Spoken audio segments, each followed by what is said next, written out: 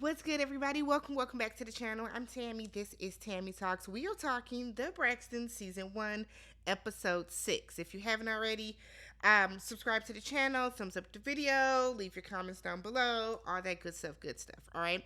So, this episode, a lot of it is very Miss E heavy, but we're gonna get through it. I welcome the change of pace from us being all up in Tracy's business the whole time. So I do want to say this. I think that the audience has reached a point where you guys are infantiling Kevin Jr. The ladies are not exploiting Kevin Jr. They didn't make Kevin Jr. come onto this show. That is a 30-year-old man. So if Kevin Jr. decided that he wanted to be on the show and he wanted to film and he wanted to talk about his divorce and all these other different things, maybe because he needed the money, who knows? That is his decision. I think we've gotten to a point, and I say we as in y'all, because I'm not doing this, but I think we have gotten to a point as a viewer where it's almost like you guys have made Kevin Jr. and Tracy untouchable. I'm going to say this again. They are not victims. They are not victims. Y'all have taken Tracy, Kevin Sr., and Kevin Jr. and put them into like a bubble, basically. And it's like no matter what anybody says about them, they're wrong. They're doing this to them. And that's just not the case. They're not being exploited. Kevin Jr. is basically telling all his own business on this show. He's not being exploited. They're not making him do anything. Y'all are infantiling them. You are. Just the same way that now, God forbid you say, well, Tracy would do this, that, and the other to her sisters as well. It's like World War III. Like, Kevin Jr. is not being exploited. He's not. He made the decision as a grown man who was able to get himself on the plane, who was able to pack a suitcase for himself, who was able to feed himself, who was able to pick out what he wants to wear, who was able to get his hair done when he needs to. He made that decision to sign a contract and appear on the show with his aunties and his grandmother. People keep saying that, oh, they don't talk to him and they're not close to him and they ain't even hug him in that scene. And it's like, okay. So episode 6, Toni and Miss E. So they meet up for dinner. Miss E is in LA. Toni's like, oh, great. Let me steal my mom, get a little time with her real quick. So I can just kind of find out, what was happening that I missed in Atlanta, right? Because remember, Toni was not at Tracy's birthday party. So Miss E is like, well, Kevin Jr. just seems like kind of out of it. Like he seems just kind of lost. He needs extensive therapy. Y'all know she like to say everybody needs extensive therapy. First Trina needs it. I mean, Trina does. But first Trina needs it. And now Kevin Jr. needs it. When are you going to get your extensive therapy, Miss Evelyn Braxton? Because you have been reeling for the past, 35 years since that divorce. You don't know what to do with yourself since Michael Braxton Sr. decided that he was going to lay it low and spread it wide. So maybe you should be in extensive therapy as well, Miss E. I mean, you hate this man so much, but you still kept his last name. So she's talking about what Kevin needs. And then Toni is like, okay. So it switches over to Toni talking about her Vegas show that she is doing with Cedric the Entertainer. So she is saying that how she's going to be doing some jokes on tour. And it's like, we don't need you to. We don't need you to. Nonetheless, Toni tells this dad joke where she's like, what do you call a bear with no teeth? Gummy bear. Now look. I love dad jokes, personally. But Toni, that's not the type of joke that I think you should tell during your tour. I don't think that's the type of joke that you should tell during your tour. Nonetheless, it's a cute little moment, whatever is the case. Toni's not giving a lot of her life, just like none of the other sisters are either. So I guess. Miss E reminds Toni that you were supposed to send me out on a date. And Toni is like, you were serious? Okay. So a lot of the episode, like I said, is about Miss E and this date that we know is just basically for show. because she's looking for a very particular type of man, and the men that are going to come onto this show, she is not going to be interested in. They are hiring extras just to come onto this show, but whatever. We pan over to Tamar. Tamar is heading to meet up with Carlos. She is going to film a live version of Reality with the King. So Tamar met Carlos. She said she met Carlos.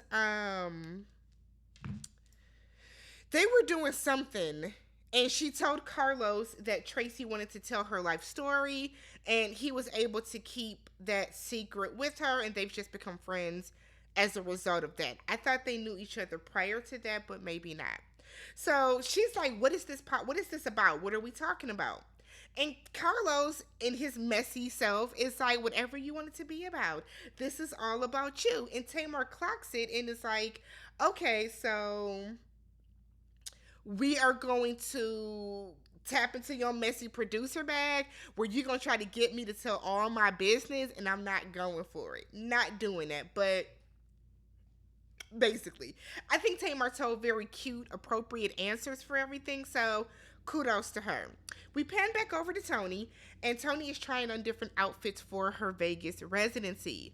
So it's a moment where she has something on that's like a pastelish purple, and she's like, "This is very much giving Easter, it's giving church. I don't like it, but I would love it in white." So the designer that she is there with, Mikey, I guess, is going to make her one in white. And Toni is like, "When are you going to make a line for boys? Because, Denim wants to be a model now." Now, we know that Diesel, Toni's youngest son, Diesel is a model, a legit model. He's done Fashion Week. I think he's done Paris Fashion Week for some different clothing lines. Like, Diesel is really out there doing it. So Denim wants to tap into his bag too. So Toni is like, "I'm not supposed to tell you this because, like, he doesn't want me involved, but, like, when you get your line going, let other people know too that, Denim is looking to model." So we'll get a little bit more into that later. But Toni's like, "I keep telling Denim, like, look, I know a couple people. I know a person or two in the industry. I can, be your manager, get you into some doors." And Denim doesn't want her to do that. He wants to make it on his own. So we pan back over to Tamar at the podcast. So Carlos asked her if her being the breakout star from the Braxton family values had an effect on her family.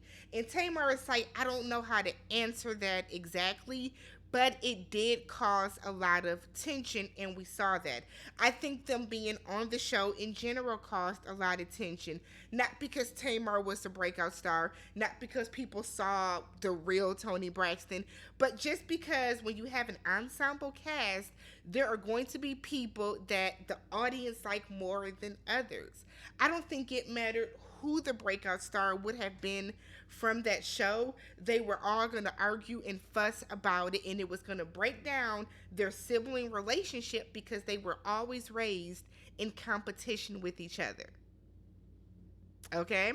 So Tamar said that she does think, though, if they did never do the show, that their sibling relationships would be different. And I agree with that. They probably would, because y'all wouldn't have been in such direct competition with each other, vying to be, we're all rushing to put out solo projects. We're finding out that, this person is no longer going to be a background singer, and they're saying it on TV as if it's a bad, you know what I mean? Like, I do think that when they came onto this show, but I say this about all reality shows.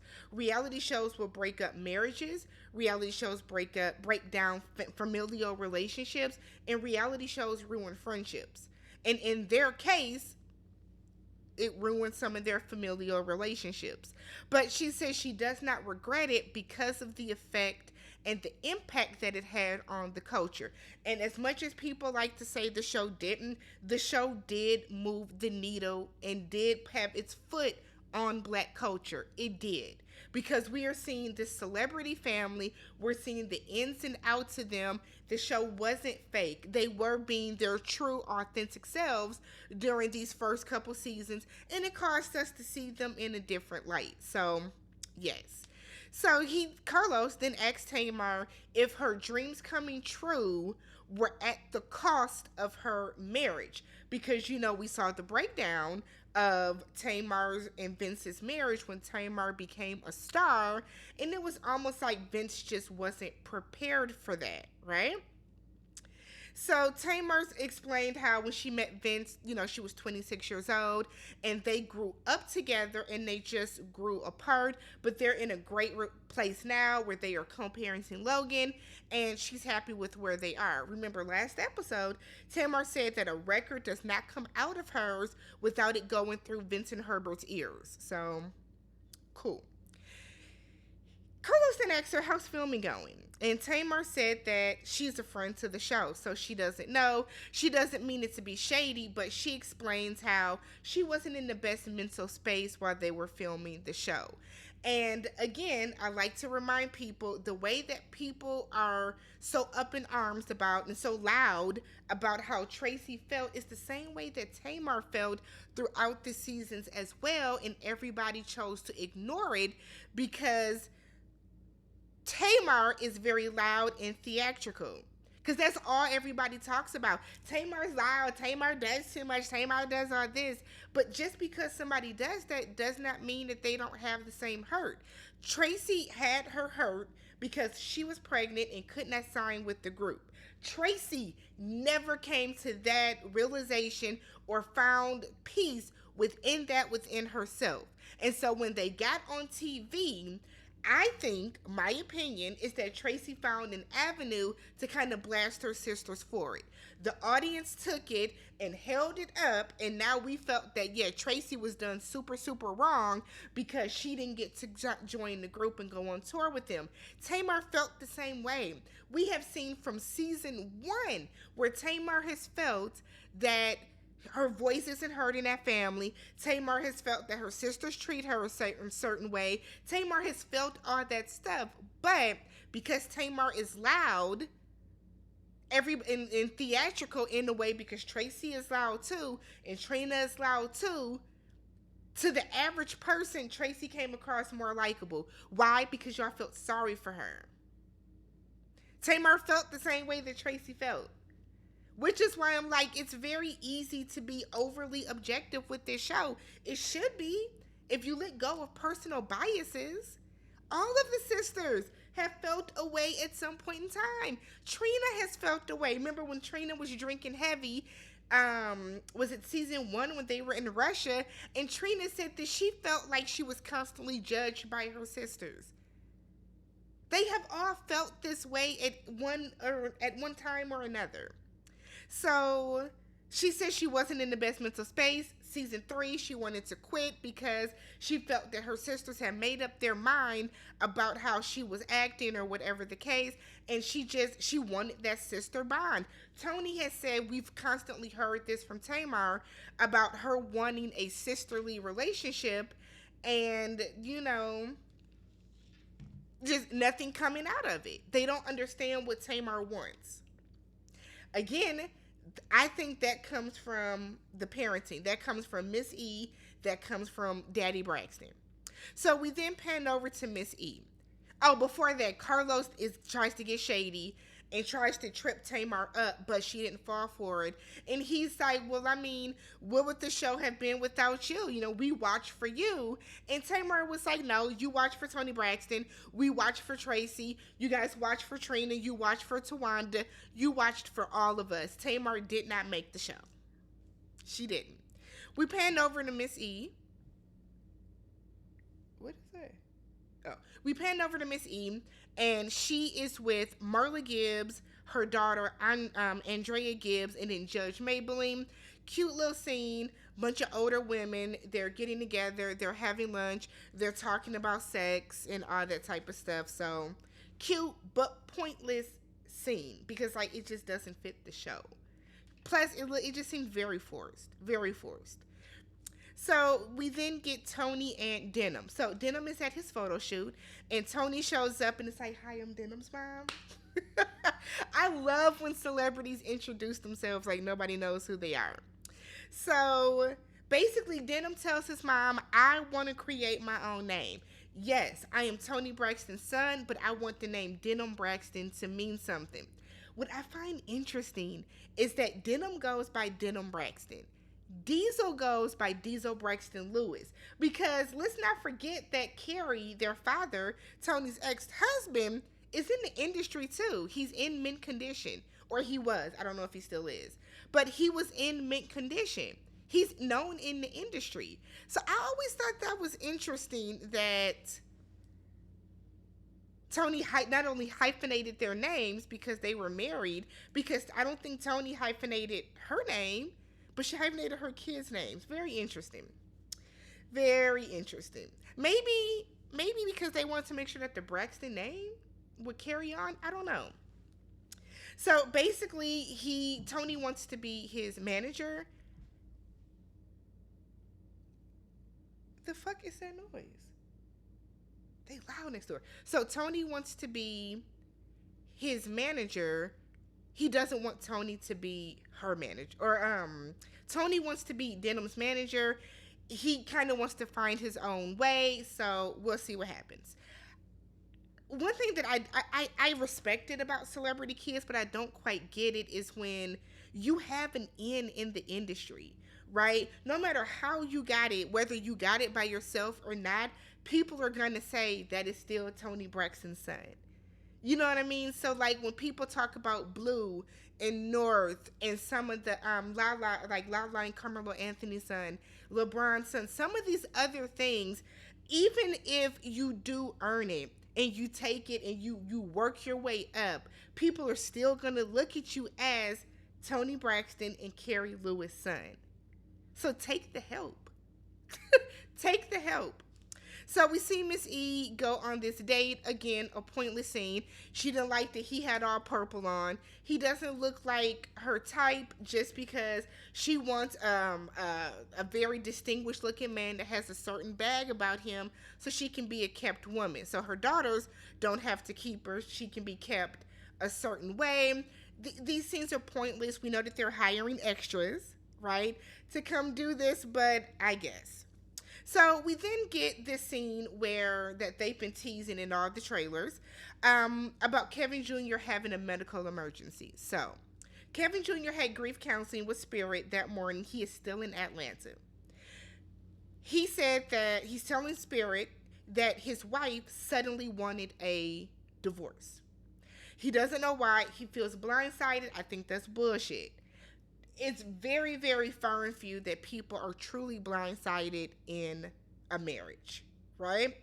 There were signs, there were inklings, something was going on. You were not blindsided that she wanted a divorce. You probably just never thought it would get to the point that she wanted a divorce. But y'all were having issues. So he's telling this to Spirit, and he has a little break, and he goes to a green room or to another room, so wherever they were filming, and apparently he passes out. So he loses consciousness. Production goes rushing in, and once he comes back conscious, they call to Wanda. Now, there's no mention of them calling 911. They're confirming he did have a seizure. They're like, we're going to get his medicine. I do not know why they didn't call 911.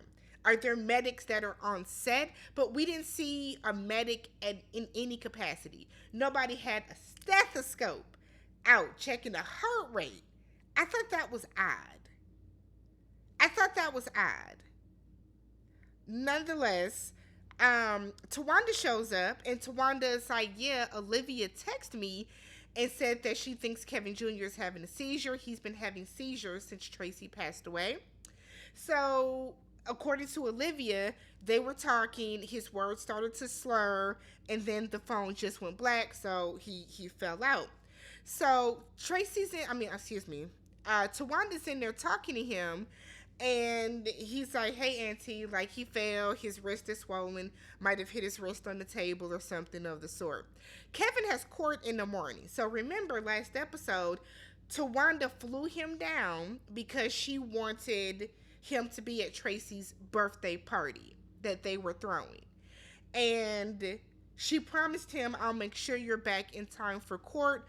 Personally, the fact that he did have court, I wouldn't have let him come, because so many different things can happen that keep you from something that's serious. But nonetheless, so he's in Atlanta.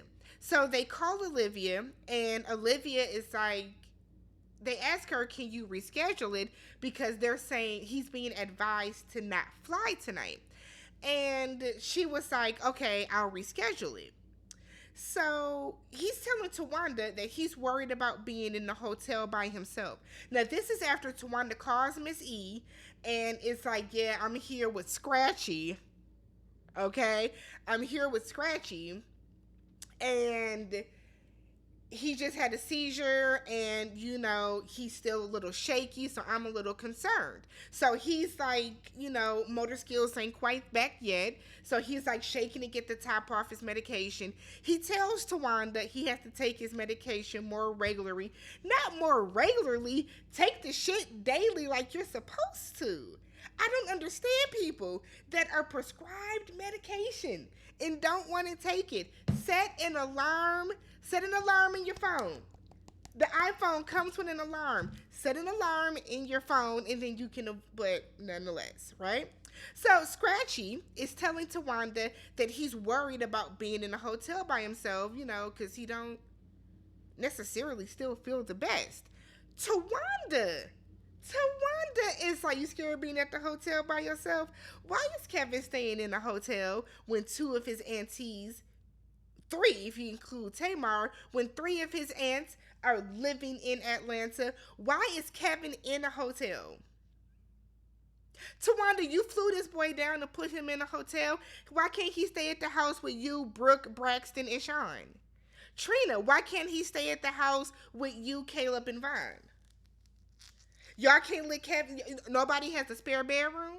He can lay on the couch? Y'all, like, I don't understand this. So Tawanda just tells him, well, we're going to be calling you all night.